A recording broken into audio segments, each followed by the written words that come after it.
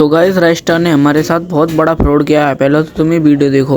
मेरे साथ में राइस स्टार, जो कि आप लोग देख सकते हो। आज हम लोग बच्चे को मारने वाले हैं। एक बच्चे को इसलिए मारा जाएगा क्योंकि उस बच्चे ने अभी कुछ टाइम पहले एक हरकत करी थी। उसने पता है क्या करा था भाई? मेरा एक सेकंड अकाउंट भाई तेरे चोर बाजार वाले राइस्टार के तो कपड़े ही नहीं है।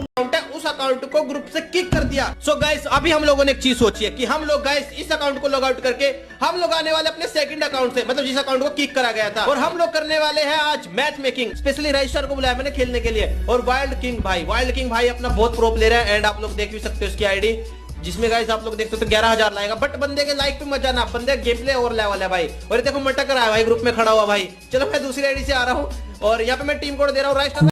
भाई एक बार इसके लाइक और गिल्ड पे नजर डालो जरा। मतलब कुछ भी तुम लोग को ढंग का कंटेंट नहीं मिलता, मतलब तुम कुछ भी छाप दोगे, राइस्टार को मार दोगे 07 से। वाह यार। और गाइस मुझे तुम्हारा छोटा भाई समझ के यार मेरे 1K तो करा दो ना गाइस यार।